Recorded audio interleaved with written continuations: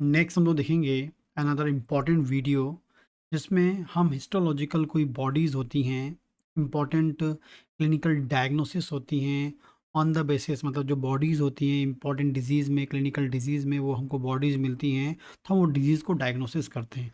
ऐसी कौन-कौन से डिजीज़ हैं या ये कौन-कौन सी बॉडीज़ हैं जो कौन सी डिजीज़ में हमको मिलती हैं और ये क्वेश्चंस आपके पैथोलॉजी में, प्रैक्टिस ऑफ मेडिसिन में बहुत कॉमनली ये क्वेश्चंस आते हैं।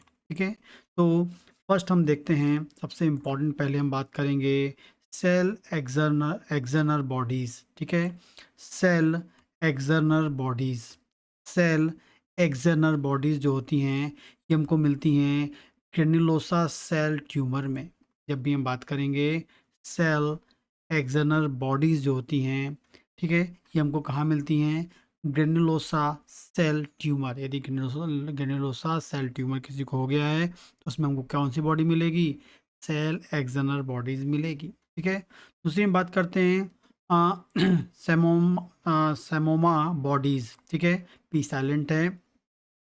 सेमोमा बॉडीज जो होती हैं, सेमोमा बॉडीज जो हैं ये हमको मिलती हैं पैपुलरी कैंसर, और जो है पेपलरी कैंसर या पेपलरी सीए थायराइड में मिलेगी। ठीक है, and papillary tumour of ovary में मिलेगा या मेनिनजियोमा में हमको मिलेगा। ठीक है, पेपलरी सीए थायराइड हो गया। ठीक है, पेपलरी ट्यूमर ऑफ ओवरी हो गई या मेनिनजियोमा, ये तीन इंपॉर्टेंट डिजीज़ हैं जिसमें हमको मिलेगी सेमोमा बॉडीज़ मिलेगी, SAMMOMA।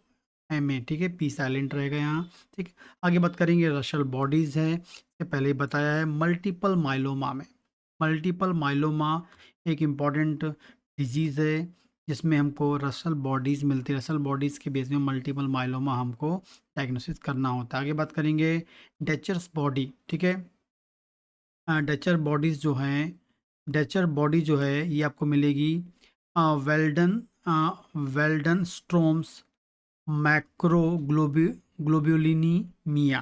ठीक है, well done storms, well done storms, well done storms मैक्रोग्लोब्युलिनीमिया। ठीक है, मैक्रोग्लोब्युलिनीमिया में आपको मिलेगा। तो वेल्डन स्ट्रोम्स मैक्रोग्लोब्युलिनीमिया में हमको कौन सी मिल रही है? डेचर्स बॉडीज़ मिलती हैं। ये एग्जाम में आता है, आपको वेल्डन स्ट्रोम मैक्रोग्लोब्युलिनीमिया आ जाए उसमें कौन सी बॉडी है? यह डेचर्स बॉडी आपको इस डिजीज़ में मिल रही है, आपको याद रखना है। ठीक है, आगे बात करेंगे काउंसिल मैन बॉडीज़। ठीक है, काउंसिल मैन बॉडीज़ जो है वायरल हेपेटाइटिस में मिलती है। Viral hepatitis, council man bodies जो है वायरल हेपेटाइटिस, इंपॉर्टेंट क्वेश्चन है। रशल बॉडीज़ वाला इंपॉर्टेंट क्वेश्चन है, काउंसिल मैन बॉडी वाला भी इंपॉर्टेंट क्वेश्चन है। अगली बात करेंगे मेलोरी बॉडीज़। ठीक है, मेलोरी बॉडीज़ जो है ये भी बहुत बार क्वेश्चन आता है। मेलोरी बॉडीज़ जो है आपको मिलेगा अल्कोहलिक हाइलिन कंडीशन में। अल्कोहलिक हाइलिन कंडीशन में आपको मिलेगा, अब मिलेगा अल्कोहलिक हाइलिन कंडीशन में, इंडियन चाइल्डहुड सिरोसिस में, इंडियन चाइल्डहुड सिरोसिस में। ठीक है, विल्सन्स डिजीज़ में, Wilson's disease, primary biliary cirrhosis, primary biliary cirrhosis. ठीक है, focal nodular hyperplasia, focal nodular hyperplasia, liver cell carcinoma. लीव जहाँ भी सी आ रहा है मतलब वो कार्सिनोमा, ऊपर भी आया था पेपिलरी कार्सिनोमा, थायराइड था एक्चुअली में, है ना, तो सी ए मतलब होता है कार्सिनोमा।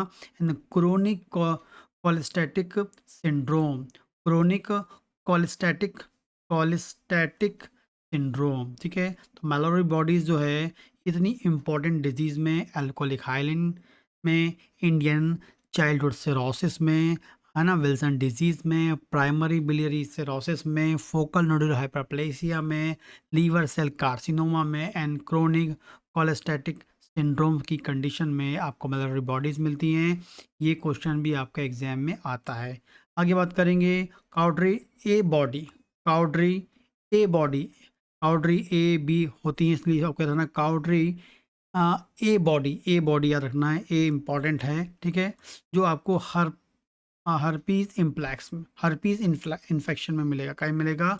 हर्पीज इन्फेक्शन में आपको मिलता है। ठीक है, एस्कॉप बॉडी सभी को याद है, रोमेटिक फीवर में बहुत बार क्वेश्चन आया, पुराने क्वेश्चन पेपर उठा के देखेंगे। एस्कॉप बॉडी और rheumatic fever, scope body rheumatic fever में मिलता है। ठीक है, फेरोजीनियस फेरो फेरोजीनस बॉडीज। ठीक है, फेरोजीनस बॉडीज जो होती है, फेरोजीनस बॉडीज जो हैं, एस्बेस्टोसिस। ठीक है, एस्बेस्टोसिस एक क्लिनिकल कंडीशन है, डिजीज़ है, जिसमें आपको फेरोजीनस बॉडीज़ मिलती हैं। ये क्वेश्चन भी आता है कई बार, फेरोजीनस बॉडीज़ एस्बेस्टोसिस में मिलेगी। नेगरी बॉडीज़, रेबीज़, कई बार क्वेश्चन आया है, बहुत ही इंपॉर्टेंट है। नेगरी बॉडीज़ जो हैं आपको मिलेगी रेबीज़ में। ठीक है, लेवी बॉडीज़ जो है पार्किंसन में, ये भी क्वेश्चन आता है। लेवी बॉडीज़ जो है, लेवी बॉडीज़ भी है पार्किंसन में। लास्ट है हिंज बॉडीज़। हिंज बॉडीज़ आपको मिलेगी G6PD डेफिशिएंसी में। ये क्वेश्चन भी आपका आया है। सभी के सभी जितनी मैंने आपको इम्पोर्टेंट हिस्टोलॉजिकल बॉडीज़ बताई, सब की सब इम्पॉर्टेंट हैं, एग्जाम में आते हैं। Heinz bodies, G6PD deficiency, Lewy bodies Parkinson, Negri body rabies, ये क्वेश्चन भी कई बार आए। तो इतने इम्पॉर्टेंट क्लिनिकल डिजीज़ेज़ में ये बॉडीज़ मिलती हैं, जो आपको बिल्कुल टिप ऑफ टंग होना चाहिए। ठीक है, एंड इसके अलावा यदि आप BHMS फर्स्ट ईयर के स्टूडेंट हैं, तो आप मेरा materia medica and organon medicine course join कर सकते हैं, जिसके लिए आपको मेरे ऐप डॉक्टर भावेसर क्लासेस को ज्वाइन करना पड़ेगा, इंस्टॉल करना पड़ेगा, जिसकी लिंक आपको डिस्क्रिप्शन में मिल जाएगी। एंड इसके अलावा बात करते हैं सेकेंड ईयर में जनरल पैथोलॉजी, जो आपकी हर डिजीज़ को क्लियरफाई करती है। जनरल पैथोलॉजी आनी चाहिए ताकि आप डिजीज़ को अच्छे से पढ़ सकें। सिर्फ 500 रुपये का कोर्स है, आपको 70 से 80 प्लस वीडियोज़ आपको वहाँ मिल जाएंगे। एंड आगे बात करेंगे थर्ड ईयर में गायनेकोलॉजी एंड आप क्लिनिकल प्रैक्टिस करना चाहते हैं, और उसमें अपने प्रैक्टिस में 12 टिश्यू रेमेडीज़ का यूज़ करना चाहते हैं, तो आप मेरा 12 टिश्यू रेमेडी कोर्स ज्वाइन कर सकते हैं। ठीक है, तो इस प्रकार से ये वीडियोस को देख के, इन कोर्सेज ज्वाइन करके अपने नॉलेज को अपडेट कर सकते हैं।